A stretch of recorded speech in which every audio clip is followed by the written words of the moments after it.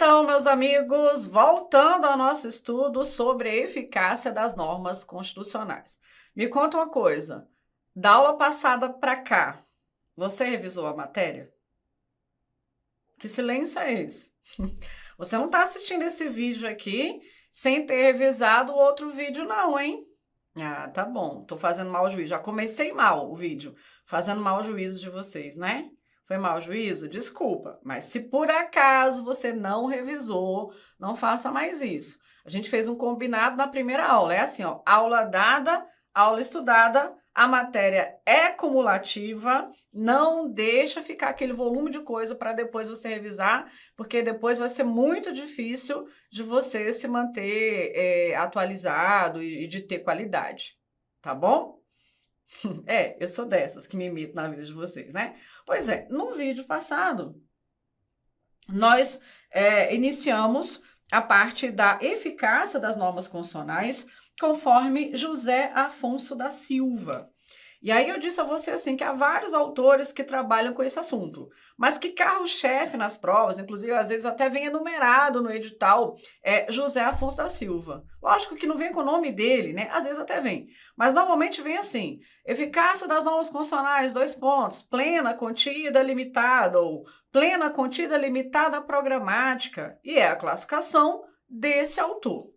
Aí eu coloquei esse quadrozinho aqui para vocês, mas comecei a desenvolver a ideia. E falando assim, ó, existem normas constitucionais que são completas e há outras que são incompletas. Deixa eu ver se eu andou estudando mesmo. Desse quadro que eu coloquei aqui, quais seriam as normas constitucionais completas, suficientes, bastante em si mesmas? Quais são elas? Aqui, ó, norma plena, aqui, norma de eficácia contida. Essas duas normas são completas. Professora, quando você diz assim, elas são completas, o que você quer dizer com isso? Eu quero dizer que toda a informação de que você necessita para exigir o cumprimento da norma constitucional ou de um Estado exigir que você cumpra, já está no texto. Não tem necessidade de complementação trazida por lei infraconstitucional. Não tem a necessidade de uma obra, de um programa de ação. É suficiente a Constituição. Está lá, aplique tal qual está lá, a norma é completa. Então, quando eu digo que ela é completa, a gente fala assim, a aplicabilidade delas é imediata, a aplicabilidade delas é direta. Então, é o caso da norma plena, é o caso da norma contida. Agora, as normas que são incompletas, e a gente só fez um panorama disso no vídeo anterior, e nesse vídeo eu vou desenvolver, são as normas de eficácia limitada. Sendo que a norma programática, na verdade, é uma espécie de norma limitada, tá? Ainda vou enfatizar bastante isso, mas quando eu coloco aqui limitada e programática, é para atender o que vem na maioria dos editais, consequentemente nas provas. Mas eu quero que você saiba que aquilo que a gente está estudando como norma programática é, na verdade, uma espécie de norma limitada, é uma variação de norma limitada. Então, sendo assim, a norma limitada ou limitada programática é limitada por quê? Porque ela é incompleta. Só o texto constitucional não é bastante, não é suficiente, não é bastante. Ela é incompleta. Professora, mas se ela é incompleta, como é que a gente vai fazer? Pois é, a integralidade dela vai depender de regulamentação. Por isso que a gente fala que a aplicabilidade dela é indireta, a partir da lei. A aplicabilidade dela é imediata, é dizer, futura. A norma é incompleta. Então, a gente deu uma olhada aqui nesse panorama, mas eu não desenvolvi no vídeo anterior a norma limitada, nem a limitada de princípio programático. Então, vejamos lá. Norma de eficácia plena, passamos por esse slide no vídeo anterior. Norma de eficácia plena é plena por quê? Porque ela é completa, ela é bastante, ela é suficiente. A aplicabilidade dela é imediata, direta e integral. Então, vocês anotaram esse conceito, ó. São normas constitucionais que, desde a sua publicação, produzem ou podem produzir todos os seus efeitos. Quando eu coloco assim, produzem ou podem produzir, é porque, às vezes, a norma é completa e o poder público é que se esquiva. É que finge não estar vendo para poder não cumprir a norma constitucional. Mas não por alguma defasagem na norma constitucional, mas por uma falta de cumprimento do texto. Mas ela ou produz imediatamente o efeito dela, ou ela é capaz de produzir todos os efeitos, por isso ela é chamada norma de eficácia plena. Daí eu disse a você, a maior parte do que está no texto constitucional é norma de eficácia plena. Ufa, ainda bem, né? O texto é autossuficiente, ele é autoexecutável, autossuficiente. Daí eu trouxe alguns exemplos para vocês, destaquei algumas coisas, trabalhei um pouquinho a jurisprudência do Supremo Tribunal Federal e passamos a falar sobre norma de eficácia contida. E a norma de eficácia contida, tal qual a plena, é bastante, é completa, é suficiente. Veja que eu estou batendo nessa tecla, porque nesse vídeo eu vou falar da norma limitada, e o que eu vejo, assim, nos anos de experiência, né, dando aula sobre esse assunto, é que normalmente vocês confundem a norma contida com a norma limitada. Mas eu quero mostrar que, pelo menos na teoria, as duas são muito diferentes. A norma de eficácia contida, ela está muito mais próxima da norma de eficácia plena do que da norma de eficácia limitada. A norma contida é completa, ela não depende de regulamentação para produzir a integralidade dos efeitos dela, não. Então, ela é bastante, ela é suficiente, por isso a gente fala aplicabilidade imediata e direta. Ah, não, mas qual que é a diferença entre uma norma de eficácia plena e uma norma de eficácia contida? A diferença é quanto ao alcance da norma. A norma plena tem alcance amplo, a aplicabilidade dela é integral.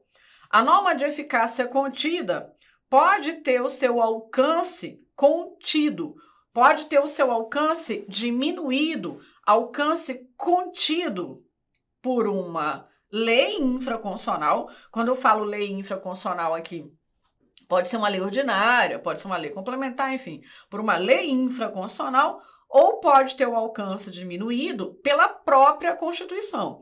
Por isso, do nome contida, deixa a palavra te ajudar. Contida, contenção de alcance, redução de alcance. Quando a norma tem eficácia contida, a lei infraconstitucional não é utilizada para torná-la exercitável. A lei infraconstitucional é utilizada para reduzir o alcance da norma constitucional.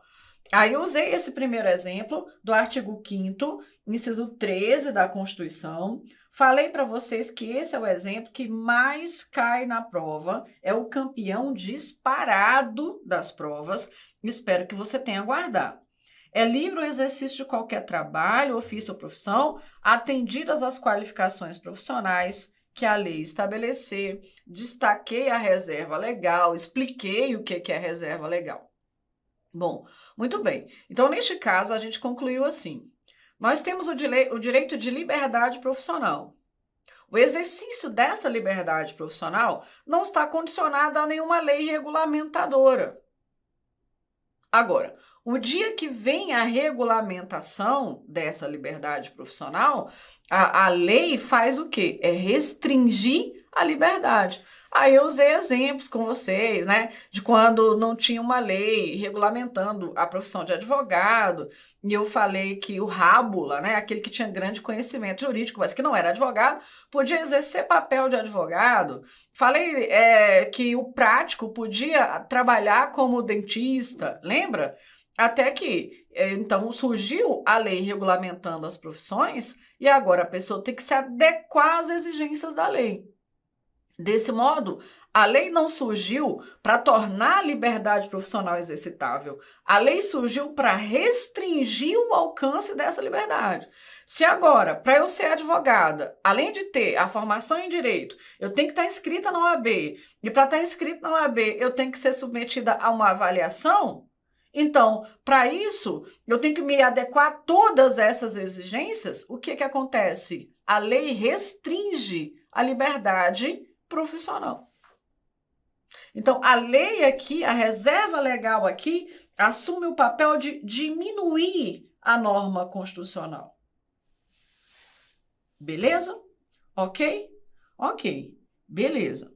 Aí, depois eu trouxe um outro exemplo para vocês. É livre a locomoção no território nacional em tempo de paz, podendo qualquer pessoa, nos termos da lei, olha aí a reserva legal outra vez, nele entrar, permanecer ou dele sair com os seus bens. Então, eu preciso de uma lei que traga a liberdade de locomoção para que eu me valha, em tempo de paz, de liberdade de locomoção no Brasil? Não, pelo contrário, a Constituição já está dizendo, é livre a locomoção no território nacional em tempo de paz, podendo qualquer pessoa nele entrar ou sair com seus bens, mas nos termos da lei. Então, qual o sentido de nos termos da lei? A lei é indispensável para que eu usufrua da liberdade de locomoção? Não. A lei, na verdade, ela restringe a liberdade de locomoção. Aí eu citei exemplo da lei da migração, que restringe a entrada e permanência de estrangeiros no Brasil. Cheguei a citar a lei da Covid, né? Foi questionada em algumas oportunidades ao Supremo Tribunal Federal, trechos dela, e vem o tribunal dizer que ali não havia nenhuma inconstitucionalidade, porque embora tempo de paz, a previsão de restrição pela lei da liberdade de locomoção era justificável como medida sanitária por conta da pandemia. Então, observe nos 2 pontos que eu marquei aqui a reserva legal. A lei não é utilizada para completar a Constituição, para explicar a Constituição, para trazer sentido para a Constituição. Pelo contrário, a lei é utilizada para diminuir o alcance da norma constitucional. Por isso, ela é chamada norma de eficácia contida. Tem aplicabilidade imediata, direta, mas possivelmente não vai ser integral a aplicabilidade dela. Quando você fala possivelmente, por quê, professora? Possivelmente não integral, por quê? É possível que uma lei infraconstitucional ou é possível que um outro dispositivo da Constituição venha trazer restrição para esse dispositivo. Beleza? Ok. Quando a gente for falar sobre norma de eficácia limitada, aí eu faço a comparação, tá bom? Beleza? Ok, maravilha, muito bem. Então, gente, é possível até que você tenha ali uma colinha na hora da prova e que você não acerte a questão, simplesmente por falta de interpretação do texto. Então, neste ponto, a gente precisa mesmo interpretar a Constituição. Professora, mas isso não é o mais difícil? Não é, não. A gente está aqui para estudar exatamente a Constituição. Daqui a pouco vocês estão craques no texto, tá? Mas vamos olhar aqui de novo esse inciso 8º. Veja lá. Ninguém será privado de direitos por motivo de crença religiosa ou de convicção filosófica ou política, salvo se as invocar para eximir-se de obrigação legal a todos imposta e recusar-se a cumprir a prestação alternativa fixada na lei. Você já ouviu falar nesse direito aqui? Talvez aqueles que já estudaram um pouquinho de direito constitucional, sim. Talvez quem está começando agora nunca ouviu falar, né? Nesse inciso 8º. O que nós temos aqui? O chamado direito de escusa de consciência. Direito de escusa de consciência. O que é escusa? Excusar-se é se recusar. Então, escusa de consciência. A Constituição assegura a todos nós o direito de pensar. Então, você tem a liberdade de pensar, de ter a sua própria consciência, a sua própria convicção a respeito das coisas. Então, a gente pode ter convicção pessoal de natureza política, de natureza filosófica, de natureza religiosa, e agora a gente vai focar na crença religiosa e a gente vai focar na sua consciência filosófica, na sua consciência política, dentre outras liberdades que também a Constituição assegura. Então, ninguém mexe no nosso pensamento, ninguém consegue me impedir de pensar algo, de ter uma convicção sobre algo. Só que a Constituição vai para além disso e traz outro aspecto da liberdade e fala assim, ó, ninguém pode ser obrigado a nem mesmo por lei a ter que agir de modo contrário à sua consciência, ou à sua crença religiosa, ou à sua convicção filosófica. Ninguém pode ser obrigado, nem mesmo por lei, a agir de um modo contrário à crença religiosa, à convicção filosófica ou política. Uai, professora, nem a lei, nem a lei. Aí vem o texto diz assim, salvo se eu invocar essa liberdade para me eximir de cumprir a obrigação que a lei fixou para todos e também deixar de cumprir uma prestação alternativa estabelecida pela lei. Tá, então vamos pegar o exemplo mais fácil, assim, o que todo mundo pensa primeiro, o mais comum também de cair na prova. Imagina João. João é pacifista, ou por convicção religiosa, ou por convicção política. O João é um pacifista. Você consegue imaginar um pacifista portando arma de fogo e sendo treinado para a guerra? Pois é, só que o serviço militar no Brasil, para os homens, é obrigatório. Como é que faz? O João ali se apresentou aos 18 anos de idade, acabou sendo recrutado pelas Forças Armadas e aí ele vai ter que ficar ali 11 meses sendo treinado para a guerra, portando arma pesada, arma de fogo. Como é que faz isso? Bom, neste caso, veio a lei e regulamentou a questão.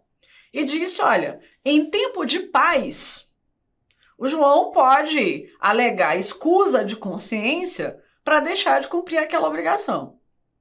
Em tempo de paz, claro, ao bom senso.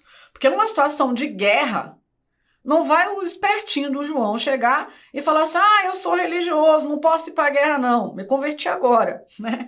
Então, não posso ir para a guerra não. Não, isso é algo que ele pode utilizar, neste caso o serviço militar, estou falando especificamente disso, em tempo de paz. E fala, olha, eu sou pessoa religiosa, eu não posso ficar aqui sendo treinado para a guerra, olha, eu sou pacifista. Beleza, e aí? E aí que a lei, ao criar a obrigação para todos os homens nessa idade, a lei, ao criar a obrigação, ela trouxe também para esses casos a prestação alternativa, dizendo assim, é possível que o João seja dispensado, como é possível que ele seja, mesmo assim, recrutado, e que naquele período, ao invés de partir ali para a linha de frente do treinamento, ele faça ali um serviço burocrático ou um serviço administrativo, que ele seja colocado para arrumar a papelada, fazer a comida, limpar o banheiro, varrer o pátio.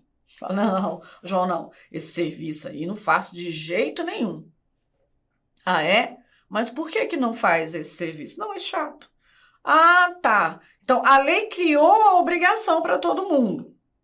Criou para esses casos de escusa de consciência a alternativa. Aí, a alternativa, o João também não quis cumprir. Então, neste caso, ele será penalizado. Nesse exemplo específico que eu acabei de usar, ele será penalizado com a suspensão dos direitos políticos. Isso, professora, tem essa consequência? Tem. Então, interprete o texto constitucional. O que a Constituição está garantindo? A liberdade de consciência. De maneira a dizer assim, nem mesmo a lei poderá obrigar você a agir de modo contrário à sua consciência. Agora, não venha querer alegar liberdade absoluta. Se a lei criar para você uma alternativa, a alternativa você vai ter que cumprir. Porque se você deixar de cumprir a obrigação e também a alternativa, então, neste caso, você será punido. Vamos pegar mais exemplo? Por enquanto, eu estou exemplificando só a interpretação do inciso 8º, tá? Um outro exemplo, eu faço parte do grupo de pessoas para quem o alistamento eleitoral e o voto são obrigatórios. Aí, no dia da eleição, eu não fui votar. Ah, porque eu não acredito mais, gente, na política. Não acredito nesses candidatos. Não quero votar. Tá, eu não fui votar. Beleza, mas eu não tinha obrigação de ir votar? Sim. Aí eu não fui votar por questões de convicção pessoal mesmo. Não acredito mais na política. Bom, neste caso, a lei traz para mim uma alternativa. Qual a alternativa? Esse exemplo que eu estou usando agora de direito de votar é o que mais a FGV usa. Se você vai fazer prova da FGV, já pode até colocar o alerta aí. Sabe-se lá por que cargas d'água a FGV adora esse exemplo. Mas beleza. Então, neste caso, eu tenho que justificar por que eu não votei. Ah, mas eu não justifiquei também. Perdi o prazo e não justifiquei. Bom, aí neste caso, o que ainda tem para mim? Eu vou ser penalizada? Ah, não, mas ainda posso pagar a multa. Então, ainda tem essa chance. Vou lá, pago a multa e restabeleço a minha situação. Ah, mas também vou fazer nada. Não, aí, peraí, né? Deixou de cumprir a obrigação. Também a alternativa dada. Neste caso, eu tenho aplicação de penalidade. Eu não vou exercer direitos políticos porque eu não cumpri a minha obrigação eleitoral. Entendeu? E assim a gente tem outras situações. Ah, eu fui convocada a ser jurada. Aí eu apareço lá e falo, olha, excelência, estou aqui comparecendo, mas eu quero justificar que eu sou uma pessoa religiosa e eu não posso julgar ninguém, só quem julga é Deus. Eu não posso julgar por convicção religiosa. Aí o juiz pode me dispensar, como ele também pode dizer, não, Nelma, jurada você não vai ser, mas embora também você não vai não, tá, Nelma? Você vai ficar aqui, a gente tá com problema na comarca, vão precisar de você para ajudar nesse julgamento, você fica aqui fazendo pregão. Você sabe o que é fazer o pregão? É aquela pessoa que fica lá na porta, ali chamando as testemunhas, chamando as pessoas para entrarem, fazendo o pregão, tá? Mas beleza. E aí eu falo, não, eu não vou fazer isso também não, eu vou ir para casa. Bom, nesse caso eu vou ser presa, mas enfim, essa é uma outra história. O juiz ele não precisa me dispensar necessariamente, porque tem ali a alternativa que a lei estabeleceu. Então, deixar de cumprir a alternativa eu não posso. Eu posso até deixar de cumprir a obrigação que a lei criou, mas não posso deixar de cumprir a alternativa. Você entendeu a norma constitucional? Estou falando de eficácia ainda. A interpretação do inciso 8º do artigo 5º. Você entendeu o direito? Direito de liberdade. É um dos aspectos da liberdade, que é o que a gente chama de escusa de consciência. Maravilha. Agora, vamos ver o que é o direito. O direito é vivido. Eu estou sempre falando isso para você. O direito é na prática. Essa teoria chata que você estuda para fazer prova não tem sentido algum. Não é de ver que esse dispositivo já deu pano para manga? Já chegou ao Supremo algumas vezes. E eu vou comentar agora as duas principais decisões do Supremo Tribunal Federal sobre isso e que implicam na questão de interpretação da norma constitucional. Essa norma aqui é de eficácia plena, é de eficácia contida, é de eficácia limitada. Qual é a eficácia dessa norma? Ok. Qual foi, então, um caso que chegou ao tribunal? Quero que você anote o exemplo. Lembra das provas que cobram jurisprudência? Sinal de alerta agora, jurisprudências, a professora vai falar. Beleza. Tivemos o caso de um rapaz que fez prova para a polícia, acho que a Polícia Federal, não me lembro o cargo, mas fez prova para a polícia e foi aprovado em primeiríssimo lugar. Prova objetiva, aprovado em primeiro lugar. Aí na próxima etapa do concurso, que é o TAF, o teste físico, ele observou que na região dele, o teste físico seria feito no sábado, mas ele é adventista do 7º dia. Ele não pode, então, exercer atividade secular que tem finalidade financeira no sábado por motivo de crença religiosa. O que ele constatou? Constatou que no domingo seriam aplicadas provas também para esse mesmo concurso em outros estados. Aí ele procurou, portanto, a administração pública e disse, olha, eu sou adventista, o meu TAF está marcado para sábado, mas eu não posso fazer essa prova no sábado. Vi que no estado aqui vizinho a prova é domingo e eu quero que meu dia seja transferido para domingo para eu fazer a prova lá no outro estado. A União olhou para ele e falou assim, não, sua prova é sábado. Se você quiser, é sábado. Pronto, ingressou com a ação judicial. O que você acha? Nessa situação, será que ele tem o direito de fazer a prova no domingo? No caso que eu relatei, né? Para você generalizar, não. Analisa o caso que eu citei. Será que ele tem o direito de fazer a prova no domingo ou não? Ele tem o direito. Aí a primeira coisa que a administração pública falou foi assim: não, mas não existe uma lei que regulamenta essa questão de crença religiosa nos concursos públicos. Não tem lei geral de concurso. Não tem essa lei que garante para ele fazer a prova no outro dia. Se no dia dele é sábado, então que seja sábado. A administração pública fundamentou assim. Você entendeu o que a administração pública argumentou? Ela argumentou que não tem a lei. Realmente, até o minuto que eu gravo esse vídeo é um absurdo, mas não tem a lei que regulamenta concurso, não. Nem federal, nem na maioria dos estados não tem, até que no DF tem. Uma lei mais ou menos, mas até que tem.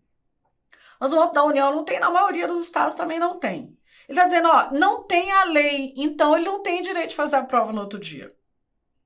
Uai, mas essa escusa de consciência está na dependência de lei? Essa é que é a pergunta. A dúvida era, essa norma do artigo 5º, inciso 8º, é uma norma plena, contida ou limitada? A administração pública estava dizendo limitada, não tem a lei, sem a lei não tem como o João vir dizer que tem esse direito. Entendeu? Bom, aí essa questão foi analisada pela Justiça Federal, acabou chegando ao STF em grau de recurso.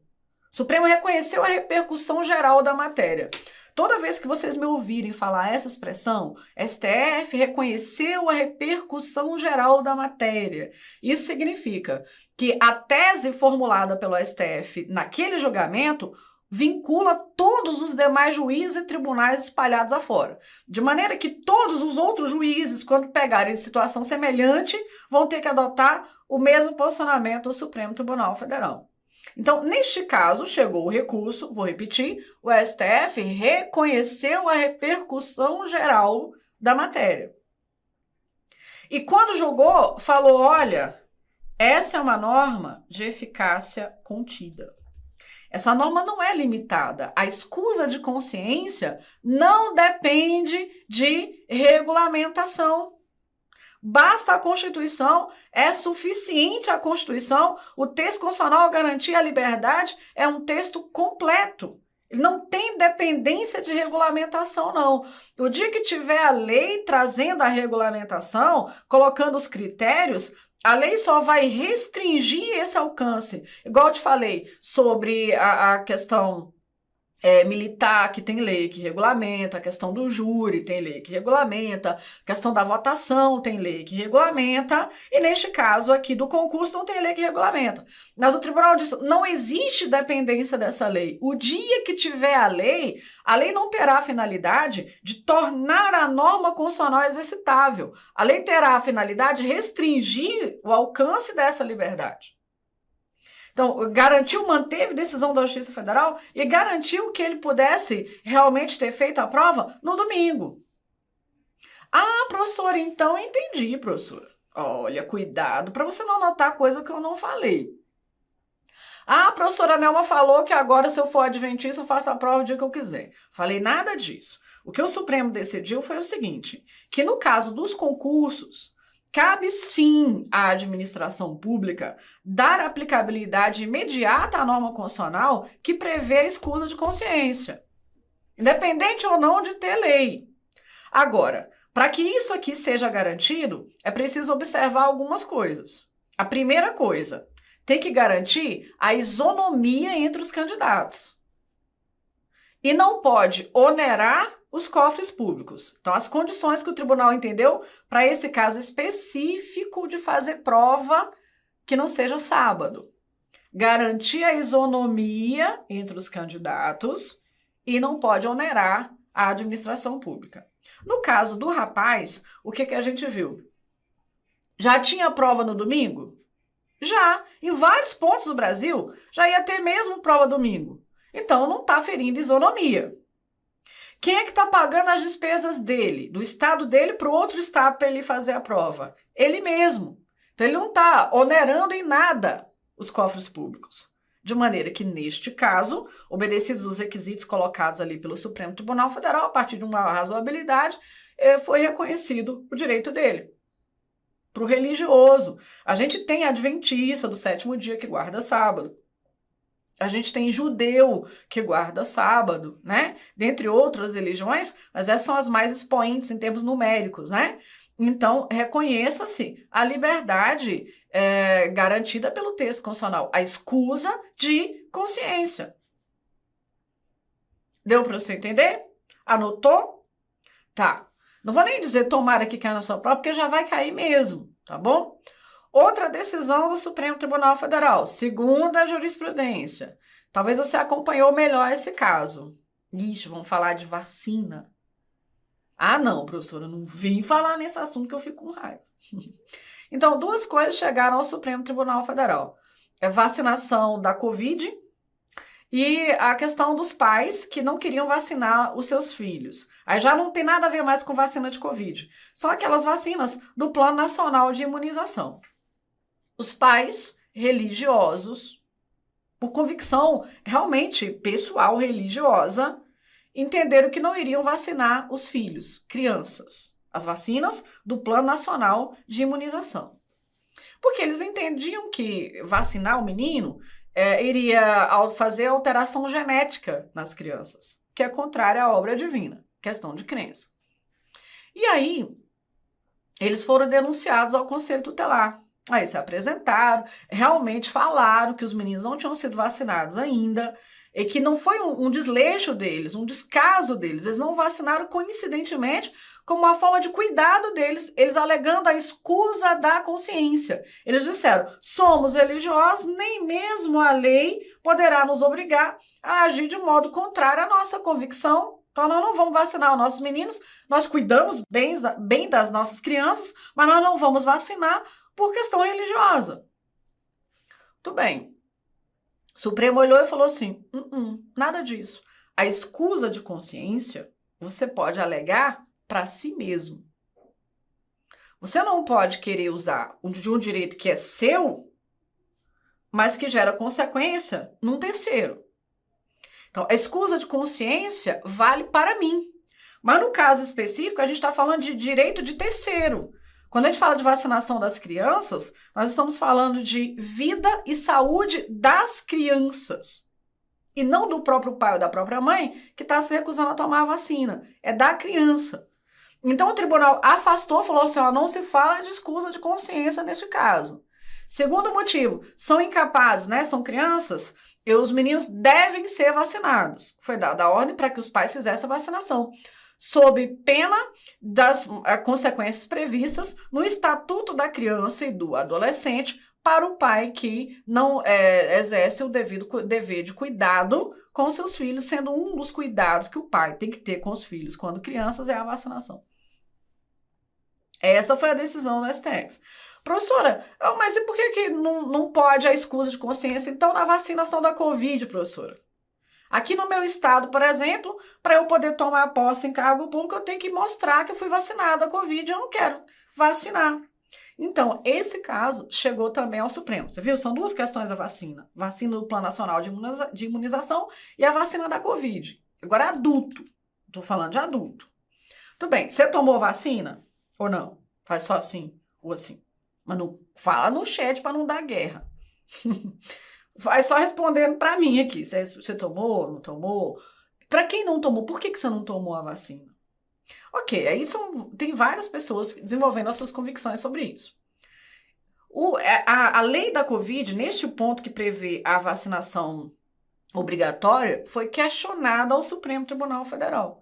E aí, será que neste caso eu posso me valer da escusa de consciência e então não me vacinar? Essa vacina da Covid agora, especificamente estou falando disso. Bom, o Supremo Tribunal Federal declarou a constitucionalidade do dispositivo legal que prevê a obrigação da vacina da Covid por medidas sanitárias. Agora escuta o que as pessoas não entenderam. O tribunal fez uma diferença entre vacinação obrigatória e vacinação forçada. A vacinação ela pode ser obrigatória, mas ela não pode ser forçada. De maneira, então, como é que é isso? Não, ué, se eu falei eu não vou tomar vacina, eu não vou. Ninguém vai entrar na minha casa, me sair puxando na marra, aplica a vacina na Nel. Não pode. O tribunal expressamente colocou isso. Precisa fazer uma outra revolta da vacina, porque ninguém vai ser arrancado de casa para se vacinar. Mas o que é, então, a constitucionalidade declarada pelo Supremo? É a alternativa lá, né? O tribunal entendeu o seguinte, que a obrigação pode ser trazida para mim como medidas administrativas previstas em lei.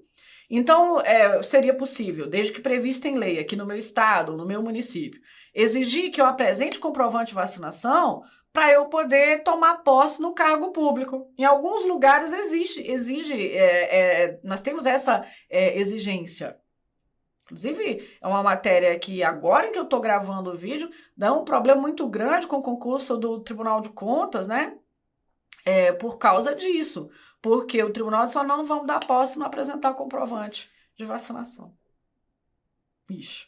Por exemplo, aqui no Supremo Tribunal Federal, eu, advogada, para eu ir lá despachar com o ministro de vacinação.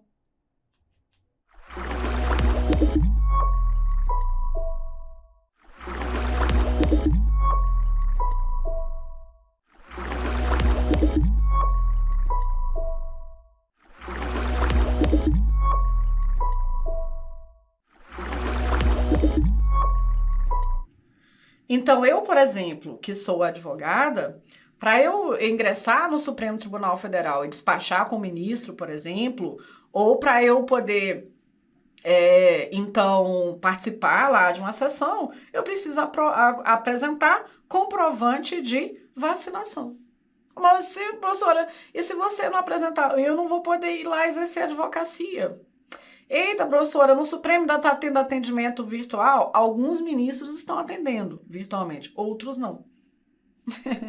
Então, são medidas administrativas que me obrigam a fazer a vacinação. Então, quando o tribunal diz que pode, é assim. Então, vamos repetir. Segundo o Supremo Tribunal Federal, vacina da Covid, ela pode sim ser obrigatória, mas ela não pode ser forçada. O Estado não pode me obrigar a injetar substância nenhuma no meu corpo. Ela não pode ser forçada, mas ela pode ser obrigatória. Obrigatória como? Como medidas administrativas. Fechou? Pronto, agora a gente tá craque na interpretação do artigo 5º, inciso 8º. Bom, agora, vamos classificar direitinho esse dispositivo. O que eu quero que você tenha anotadinho aí no inciso 8º?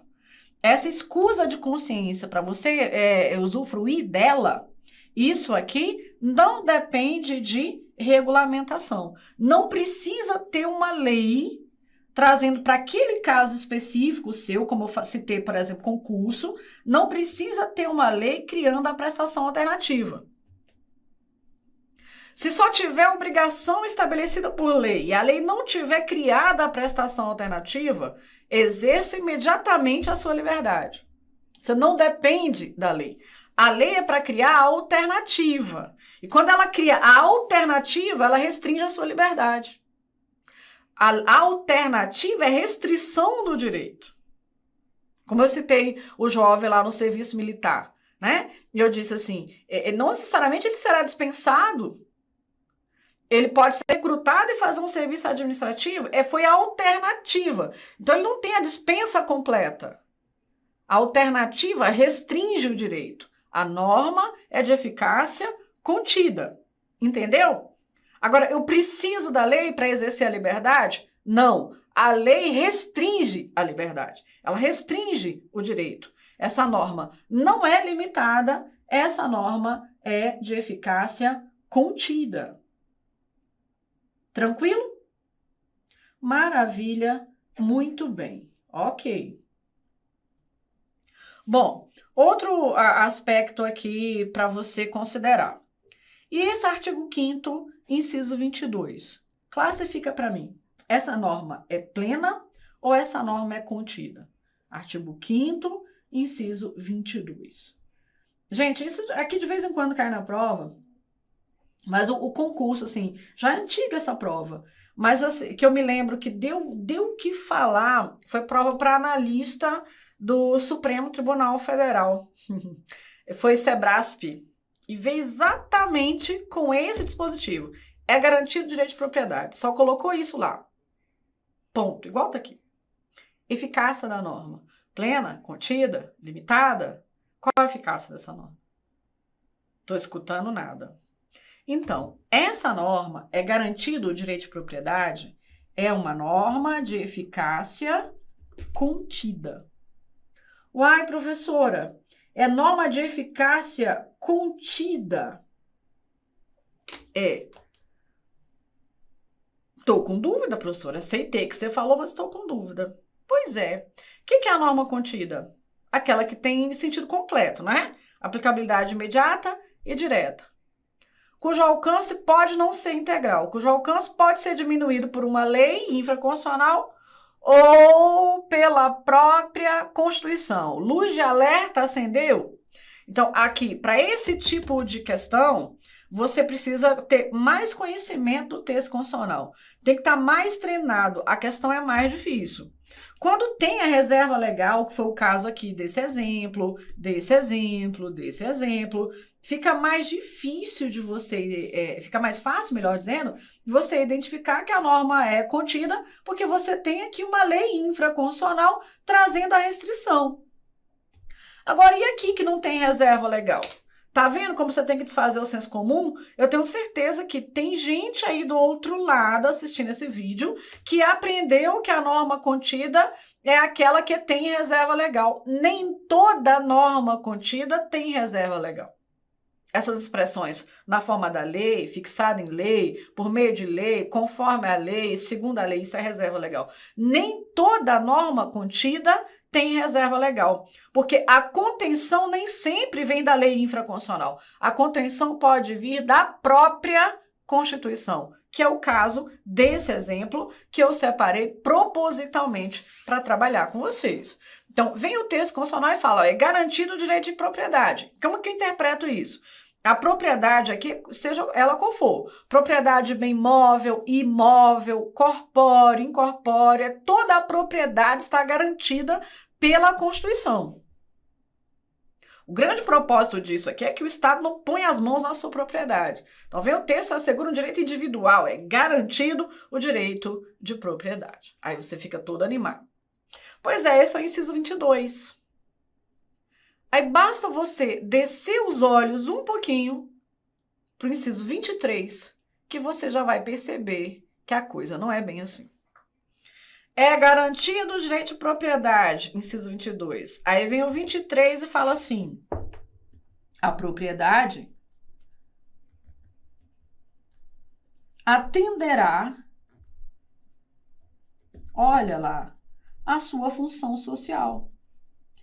A propriedade atenderá à sua função social. Daí eu percebo que o próximo inciso restringe a ideia do primeiro. Ao passo que eu dou com a mão, eu mesmo que puxo com a outra. Ó. É garantia de direito de propriedade. Opa, a propriedade tem que atender à função social dela. Seja qual for a propriedade, ela precisa atender à função social dela. É por isso que o texto constitucional prevê, por exemplo, a desapropriação. Se você continuar lendo os incisos, você vai ver. Logo, a desapropriação. Desapropriação por necessidade, utilidade pública e interesse social. O Estado vai lá, tira a minha propriedade, me indeniza, mas tira a minha propriedade. E já no outro inciso, eu tenho hipótese de requisição. O Estado pode chegar e pegar, entre aspas, emprestada a minha propriedade. É tipo, chegou chegando. Chegou, pegou a propriedade, usou naquela situação de iminente perigo público. Terminado o perigo, devolve para mim, se é que tem alguma coisa para devolver. Me indeniza se tiver dano, se não tiver dano, nem me indeniza. A minha propriedade cumpriu a função social dela. O texto constitucional, lá no artigo 243, lá no final, já prevê a expropriação, que é quando eu utilizo a minha propriedade para cultivar plantas psicotrópicas proibidas por lei. ou uso a minha propriedade para deixar trabalhadores em função análoga de escravo. Nesses dois casos, eu posso ser punida com a expropriação. Além de gerar responsabilidade criminal, tem uma responsabilidade civil que eu perco a propriedade, o Estado só toma. Então, é garantido direito de propriedade? É, mas eu tenho outras normas constitucionais restringindo a propriedade.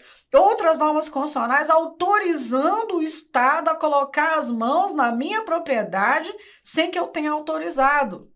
Então, essa norma tem um alcance diminuído, não por lei, tem um alcance diminuído pela própria Constituição. Daí eu chamo a sua atenção em relação a este ponto.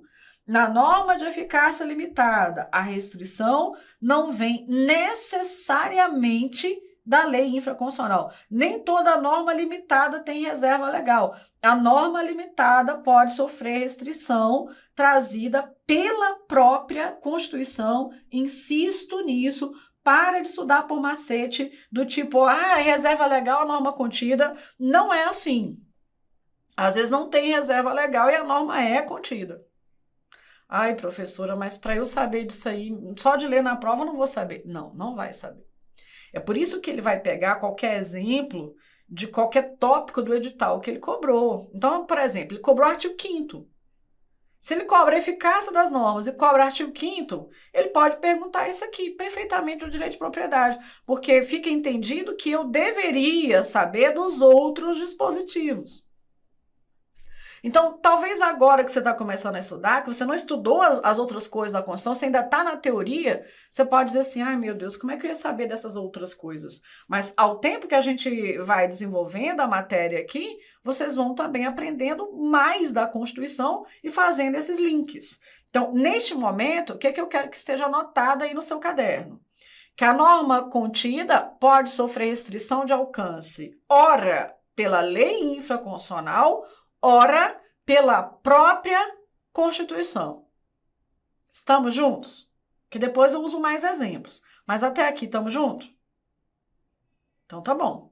Vai anotando os exemplos, tá? Os exemplos que eu estou usando aqui, eu escolhi propositalmente, porque são aqueles que normalmente caem na prova. Joinha? Então, maravilha. Beleza. Alguém me fala, o IPTU progressivo. IPTU progressivo, a coisa que alguém me pergunta lá na frente no texto constitucional, mas sim, é uma restrição ao direito de propriedade, uma penalidade que a própria Constituição prevê, porque a minha propriedade não está cumprindo a função social dela. Então, se você tem lá o seu bem imóvel urbano, é possível que você tenha que pagar um IPTU mais caro do que o dos outros, porque a sua propriedade não está cumprindo a função social dela, você está sendo punido. Você deixou o terreno vazio lá, você não construiu, né? Então você pode, conforme a legislação do município, que IPTU é imposto municipal, você pode ser penalizado pagando a alíquota mais cara de IPTU, que é o que alguém me pergunta acerca do IPTU progressivo. Beleza? Maravilha. Muito bem. Agora, olha o que eu fiz de propósito com você. Peguei esse artigo 9º, vou te dar uns segundinhos para você fazer a leitura dele e, na sequência, eu quero saber qual é a eficácia dessa norma. Plena, contida, limitada, qual é a eficácia dessa norma aqui? Vocês estão lendo? Não, professora, a gente está olhando para você. Então, eu vou fechar na tela de novo. E observe que eu estou com maldade aqui agora, fazendo de propósito. Tá, vocês já leram, né? Então, vejamos lá. É assegurado o direito de greve, competindo aos trabalhadores decidir sobre a oportunidade de exercê-lo e sobre os interesses que devam, por meio dele, defender. A lei definirá os serviços ou atividades essenciais e disporá sobre o atendimento às necessidades inadiáveis da comunidade. Os abusos cometidos sujeitos responsáveis às penas da lei. Nos meus olhos, todos olhando, qual a eficácia dessa norma? Pois é. Ao contrário do que a maioria que já estudou o assunto e que está aí respondendo. Então, eu vou pegar uma outra cor, ver se essa cor é legal de você enxergar aí. Essa norma é contida. Não entra com recurso, não, que eu indefiro. Anota. Essa norma é de eficácia contida.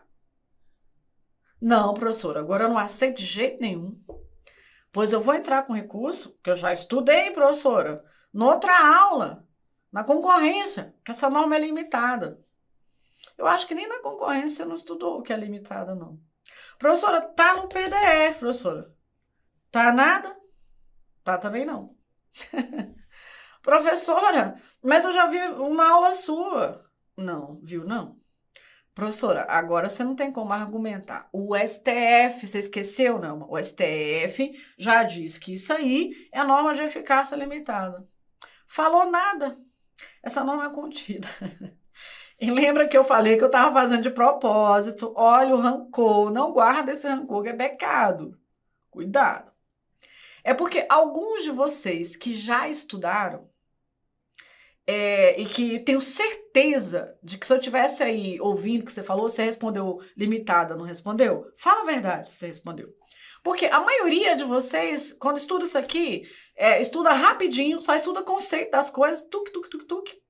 E depois um exemplo de cada. E normalmente o primeiro exemplo ali do livro, às vezes do professor, é direito de greve mesmo. Mas exemplo de norma limitada, direito de greve. Aí vocês só guardam assim, norma limitada, a professora Nelma, eu li, o Supremo, a norma limitada, direito de greve é a norma limitada. Pois é, o que o STF decidiu é que direito de greve do servidor público é norma de eficácia limitada. Direito de greve do servidor público é outro artigo, é artigo 37, inciso 7, que eu vou te mostrar. Aquele é norma de eficácia limitada, já caiu muito nas provas, foi o campeão disparado nas provas. Hoje já tem um tempo até que as bancas pararam um pouco de cobrar como exemplo de norma limitada. Aí vocês aprendem como norma limitada e generalizam. Eu aqui não estou falando de greve de servidor público. Aqui nós estamos falando de greve do trabalhador. Ih, professora, você está falando que servidor público não é trabalhador? Ai, que raiva, não, de você. Para com isso, tá? Não fica com raiva, não. Servidor público é servidor público. Ele não é trabalhador. Trabalhador é o seletista. O servidor público é um estatutário. Ele tem regime jurídico próprio. Ele não é um trabalhador. Ele tem outro nome. Ele é um servidor público. Os trabalhadores são aqueles seletistas. Então, há duas normas constitucionais referentes a direito de greve.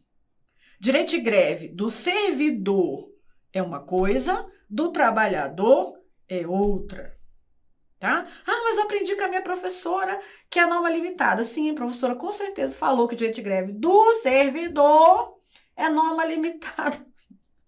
Aqui nós estamos falando do trabalhador. Agora eu vou ter que dizer, só que vocês já estão com raiva mesmo. Tomara que caia na sua prova. Sabia eu, fazendo prova para a Justiça do Trabalho? Eu ia cobrar isso. Sabe, fazendo prova para auditor do trabalho?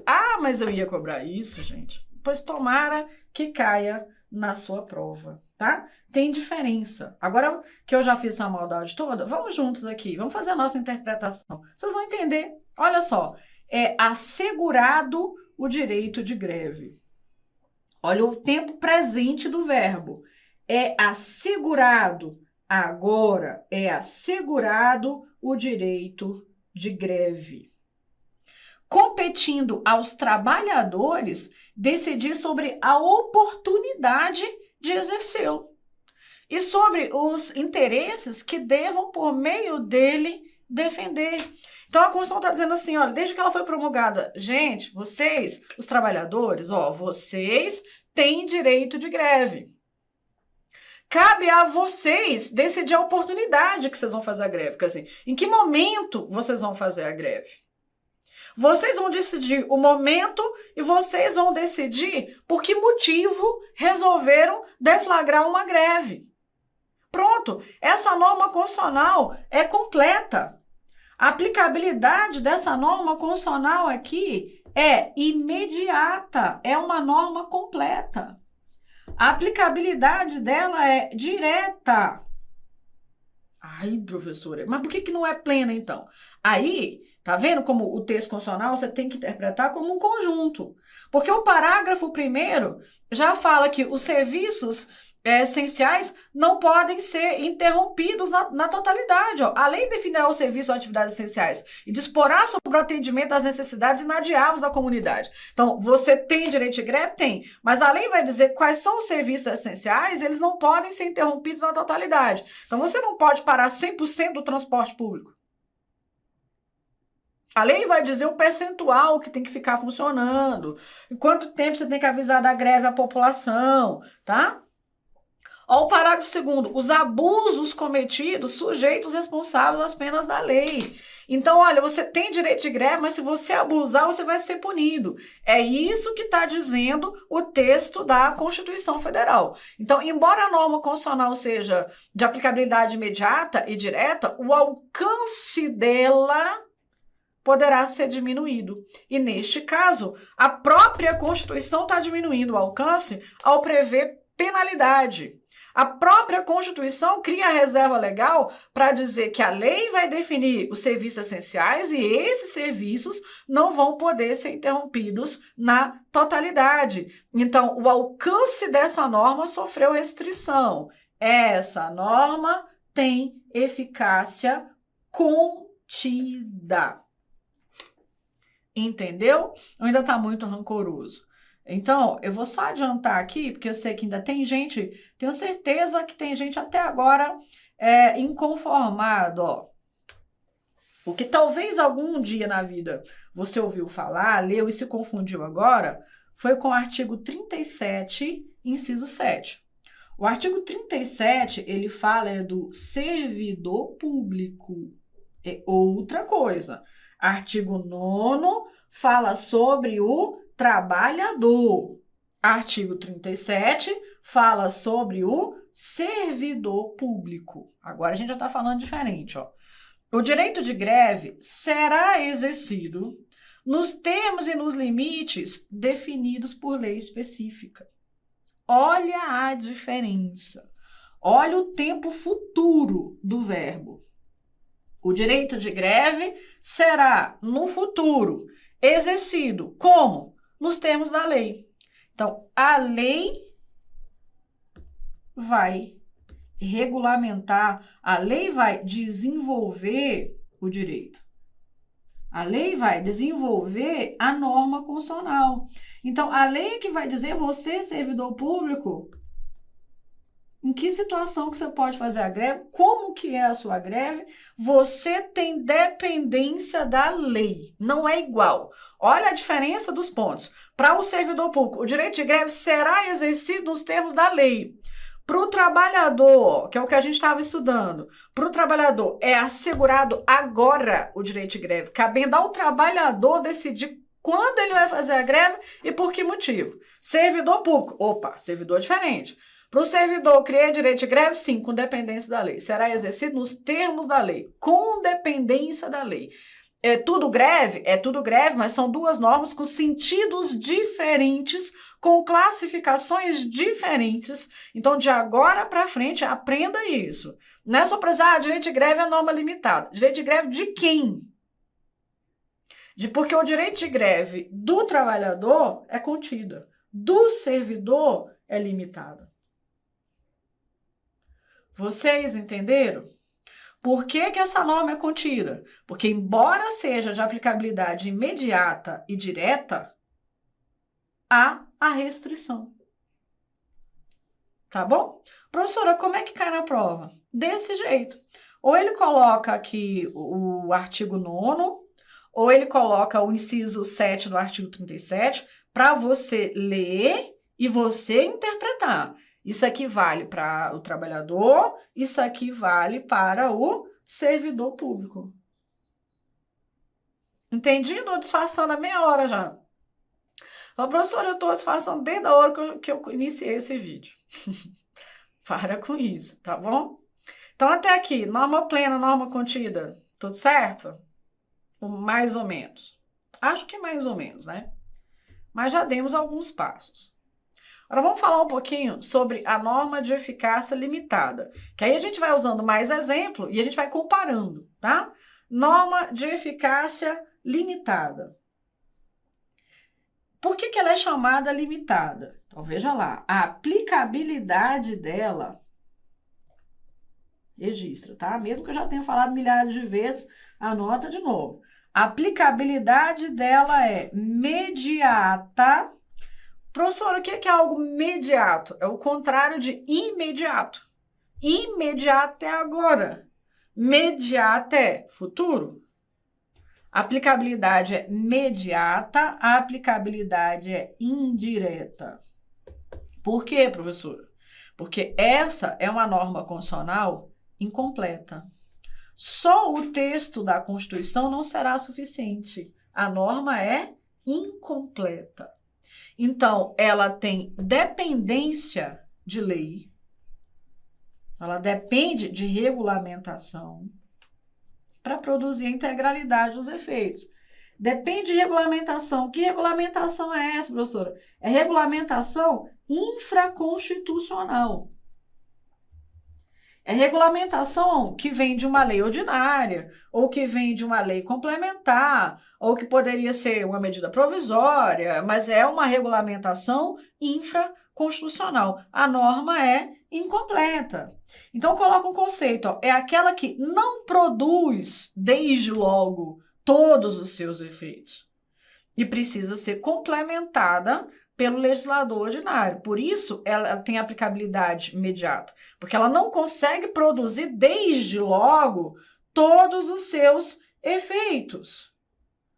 Observa lá, precisa ser complementada, então, ela depende de regulamentação. Essa regulamentação é feita por quem? Pelo legislador ordinário, legislador que faz a lei comum, a lei infraconstitucional, a lei comum. Vai pegando os detalhes, que depois que eu usar exemplos, eu vou fazer umas perguntinhas de teoria para você, tá? Como cai na prova também. Tá.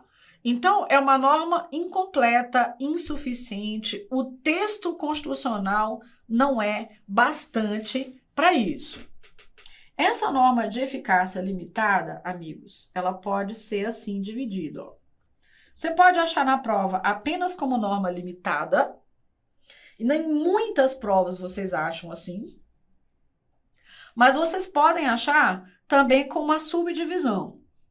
Limitada de princípio institutivo. Não precisa fazer essa cara que é bem fácil. Limitada de princípio institutivo e podem achar como sendo limitada de princípio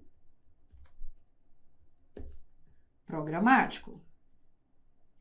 Limitada de princípio institutivo e limitada de princípio programático.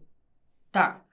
Professora, o que é uma coisa, o que é outra? Então, é tudo norma limitada, é tudo de aplicabilidade imediata, indireta, tudo depende de regulamentação. Mas quando a gente fala que a norma é limitada de princípio institutivo, institutivo vem de instituir, de criar, de dar origem a algo, instituir, fazer, criar. Então, essa norma de princípio institutivo, vamos anotar lá. Ela é destinada a criar órgãos, entidades, entes, instituições, bem como fixar as suas atribuições. Quando eu falo assim, ela é destinada a criar órgãos, os que já estudaram um pouquinho do direito administrativo sabem que os órgãos públicos são criados por lei. criados e extintos por lei. Vocês já viram isso lá no administrativo? Com o Tales, lá com o Herbert, né? Com o Dowd, enfim.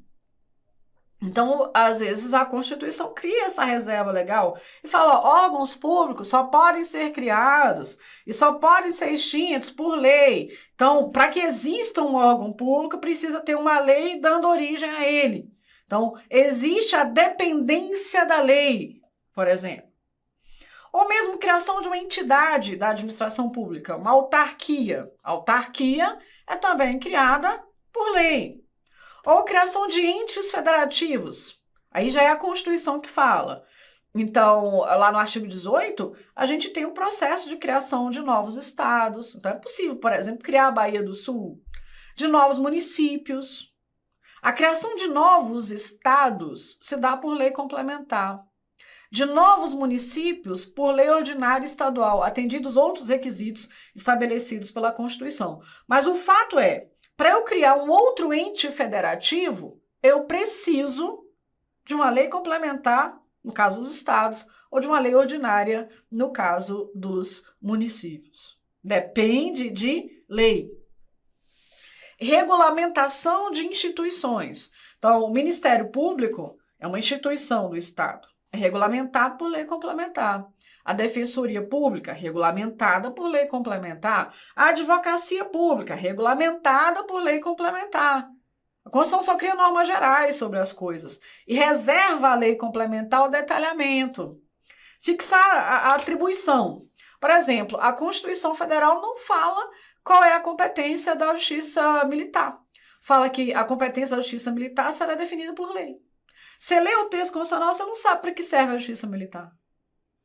Para saber, você tem que conhecer a lei. O Código de Processo Penal Militar. Tá? Vai definir para que serve, o que ela julga. Por exemplo, a Constituição não fala qual é a competência da Justiça Eleitoral. Fala que esse assunto será tratado por lei complementar. Então, a norma limitada de princípio institutivo é essa que é destinada à criação, estruturação de órgãos, entidades da administração, entes federativos. Por isso que é instituir algo, dar origem a algo, instituir algo. Agora, já a norma limitada de princípio programático,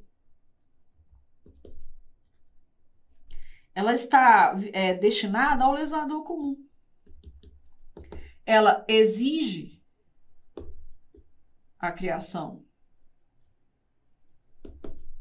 de programas de ação, de obras,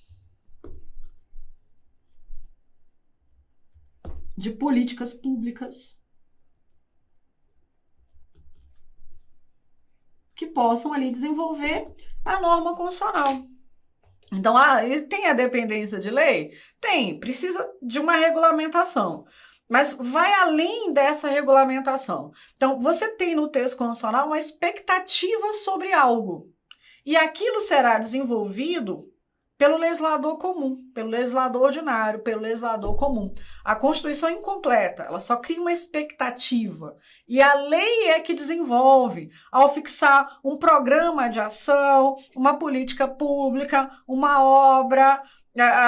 Então, traz para o legislador a obediência ao texto constitucional, mas considera também a realidade econômica, a realidade social do Estado. Por isso, é uma programação que eu tenho no texto constitucional. Eu tenho uma expectativa sobre algo. E aquele algo que eu criei expectativa para que eu possa usufruir daquilo, uma lei infraconstitucional ainda vai desenvolver a ideia, porque a Constituição é incompleta.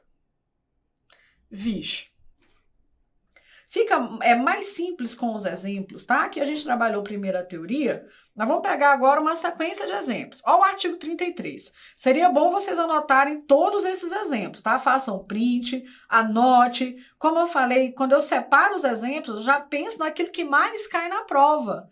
Então, aqui eu estou explicando para você, se caiu um exemplo diferente, você desenvolveu o raciocínio, você vai lá e acerta. Mas a tendência é de cair o meu próprio exemplo, tá? Beleza, muito bem. Olha o artigo 33, ó. A lei disporá sobre a organização administrativa e judiciária dos territórios. Então, como que eu quero que vocês desenvolvam um raciocínio sobre isso? Vocês estão lá na questão da prova, a banca colocou esse artigo 33, então vocês vão pegando as dicas na interpretação do texto. Veja lá. A lei disporá. Pronto. Aqui você já tem uma dica. Existe aqui uma reserva legal. Se tem reserva legal, isso mostra para você que a norma pode ser contida ou pode ser limitada, tá? Agora, observe neste caso que você tem um verbo num tempo futuro. Professora, toda norma limitada vai ter verbo em tempo futuro? Não. Mas quando tem verbo em tempo futuro, aí já está mais fácil para você interpretar e saber que a aplicabilidade daquilo é futura, é imediata, é futura. Então, a lei disporá sobre a organização administrativa e judiciária dos territórios. Quando você pega, por exemplo, o artigo 18 da Constituição, você acha assim, parágrafo 2º, que os territórios pertencem à União, integram a União e são criados por lei complementar. É norma limitada lá também. Então, hoje a gente não tem nenhum território. Mas a gente tem uma expectativa de que o território possa ser criado.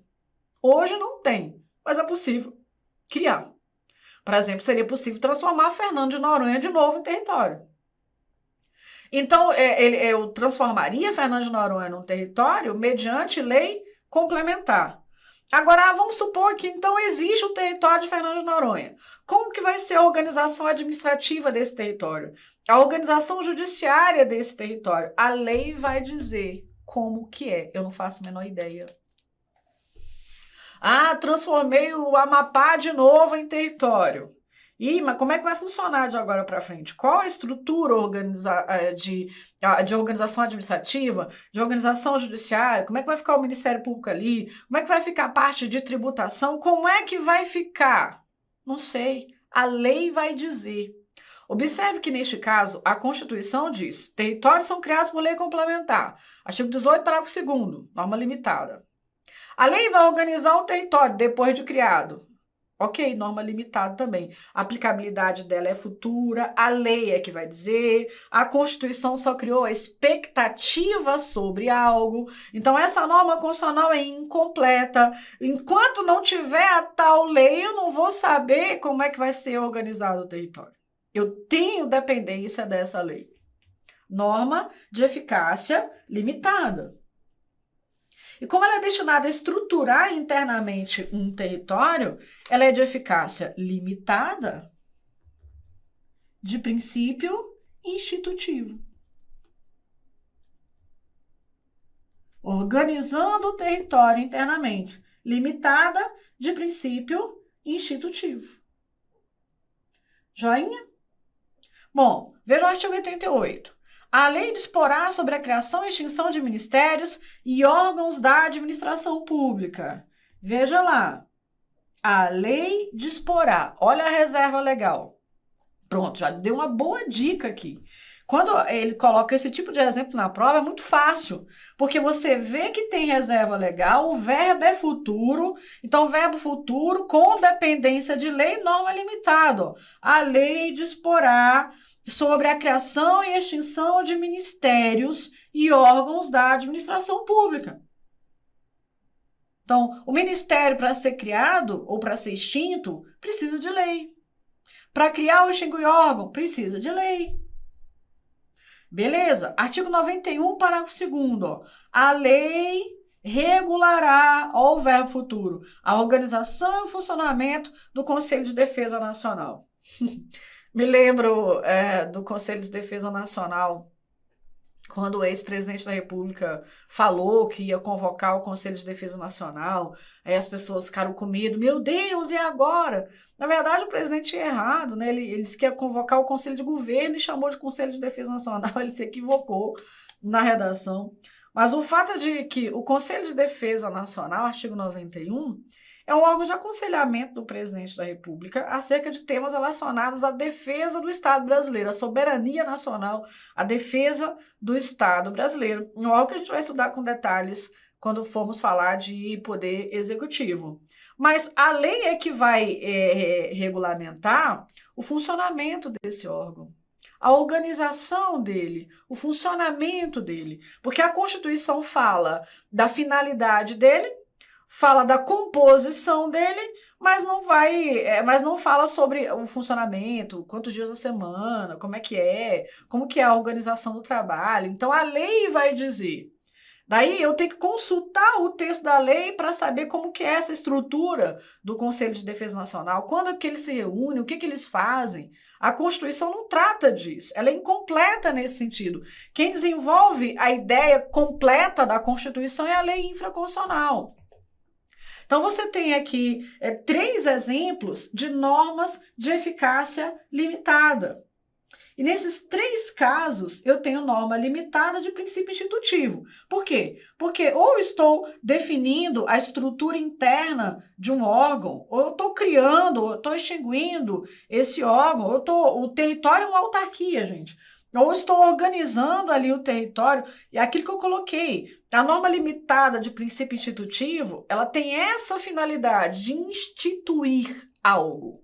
Instituir órgãos, entes federativos, entidades da administração, instituições, definir a estrutura interna, a organização, as competências, as atribuições. Literal de instituir, de dar origem, de estruturar, de dar origem.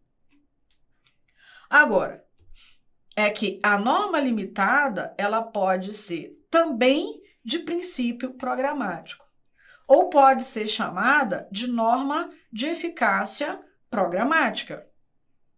E no mais simples que o examinador trabalha essa ideia na prova, ele coloca isso, o conceito. As normas de princípio programático são espécies de normas de eficácia limitada que implementam política de governo a ser seguida pelo legislador ordinário, que é aquele conceito que eu já tinha trabalhado ali com vocês.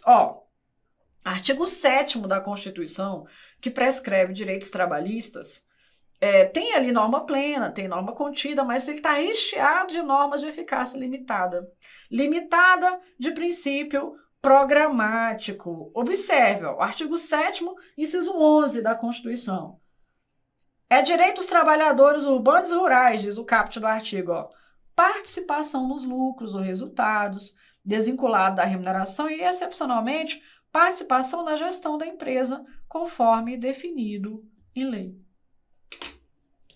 Então, é direito dos trabalhadores, diz o texto constitucional, participar dos lucros ou resultados. Ixi, o 14º salário, hein? Participação nos lucros. Participar da gestão da empresa. Uai, então é direito do trabalhador? Uai, mas como que ele vai participar da gestão da empresa? Como? Como é que essa participação nos lucros é um 14º salário? Qual é o percentual disso? Como que é isso? Que você tem o direito, criou a expectativa em você, então quer dizer que eu posso participar da gestão da empresa? Eu tenho direito de participação dos lucros ou dos resultados? Eu tenho o direito, mas é como? A Constituição não fala uma palavra sobre como. É um 14º? Qual o percentual? Pago quando? Que tipo de empresa que se submete a isso? De que maneira o trabalhador participa da gestão? Nada disso tem na Constituição. Foi criada uma expectativa sobre algo. E a lei infraconstitucional é que vem trazendo essa regulamentação. Aí a gente tem a alteração na CLT para poder trazer essa explicação de como que funciona isso. Porque a Constituição não é suficiente, ela não é bastante, o texto é incompleto. Agora, é uma norma de aplicabilidade futura, que a lei é que vai estruturar para nós, tem a dependência da lei, mas é uma programação. Ela não está destinada a criar órgão, entidade, nada. É um direito. Mas o desenvolvimento desse direito será definido por lei infraconstitucional. E cria para o poder público o dever de fazer a tal lei, de fixar uma política pública de gestão, de participação democrática na gestão da empresa. É isso. Mas é algo de expectativa. Norma limitada, de princípio programático. O inciso 27, proteção em face da automação na forma da lei. Observe que eu estou destacando a reserva legal, Mas olha a diferença dessa reserva legal para aquilo que a gente estudou quando a norma é de eficácia contida. Nosso direito, proteção em face da automação. O que é automação? A automação acontece quando a máquina substitui a mão de obra do homem. Isso é a automação. E a Constituição está dizendo que nós seremos protegidos da automação. Como? Na forma da lei. Professora, tá vendo? Por isso que eu não gosto, professora. A gente tem visto a automação acontecer, Nelma, em muitos estados. Agora nem tem mais aquela figura do cobrador de passagens. Aqui no DF a gente chama de cobrador de ônibus. Mas é aquela pessoa que, às vezes, conforme o estado ou o município, fica ali dentro do ônibus, recebendo o ticket ou o dinheiro, vendendo o bilhete para você poder entrar, pagar a sua passagem, né? E aí você fala, professor, você é antiga, hein? Que não está acontecendo isso no Brasil quase todo. É verdade, né? Até aqui no DF mudou, né? Por que mudou? É a automação. A máquina substituiu a nossa mão de obra. Aí você vai ao shopping, vai parar lá o seu carro no shopping, no hipermercado e tal. Aí você já passa pela catraca ali, a máquina te dá bom dia, te dá o bilhete, boas compras. A máquina é que fala. Você volta, você mesmo vai lá no caixa, você paga o seu bilhete, tem ninguém para receber, você volta, deposita na máquina, sai com o seu carro. Mas antes não tinha gente fazendo todo esse serviço? Pois é, agora não tem mais. Por quê? Porque foi feita a automação. A máquina substituiu a nossa mão de obra. Professora, e os trabalhadores que perderam seus empregos por causa da automação? Então, que direito é esse? É isso? Você não sabe, não? Pois é, eu também não. Nelma, como assim? Uai, gente, eu não sei.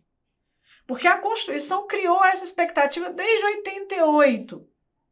Em mais de 30 anos, o Congresso Nacional não teve tempo de regulamentar esse assunto. Porque quem vai dizer a forma dessa proteção é a lei. Quem perdeu o emprego por causa da automação tem que tipo de direito? É uma indenização? É uma indenização calculada com base em quê? Qual o percentual? Quem é que paga isso? Quando que isso é pago? Como que é isso? Eu não tenho ideia. Por quê? Porque a lei é que vai dizer como funciona. A norma constitucional é incompleta, ela criou uma expectativa. Aqui o legislador já deveria ter tratado o assunto, não teve tempo em mais de 30 anos. Ou seja, é uma norma constitucional que depende de regulamentação, a regulamentação não foi feita, o que torna inviável a própria norma constitucional, porque ela é incompleta. Ela depende de regulamentação. Entendeu? É uma norma limitada. Por isso ela é chamada limitada. Porque ela não é suficiente em si mesma. Mas ela é limitada de princípio programático porque ela não é destinada à criação de órgão, entidade, nada. É uma programação, uma expectativa. Cria para o legislador comum o dever de desenvolver isso. O último exemplo deste vídeo. O Estado promoverá e incentivará o desenvolvimento científico, a pesquisa e a capacidade tecnológica. Olha a programação, olha o verbo futuro. O Estado promoverá, o Estado incentivará o desenvolvimento científico, a pesquisa, a capacidade tecnológica. Tá, mas como que é isso? Como? Sei lá. Para eu saber disso aqui, eu vou precisar da lei. Professora, mas não tem reserva legal. Realmente, ela não tem uma reserva legal explícita. Mas direitos e obrigações só são frutos de lei. Eu criei para o Estado a obrigação. O Estado promoverá, o Estado incentivará o desenvolvimento científico e tecnológico. Como? Ah, eu vou precisar agora de um programa de ação. O Estado vai fazer ali um planejamento com todas as ações, com o prazo que ele vai executar essas ações, para que ele seja capaz de promover e incentivar o desenvolvimento tecnológico e científico.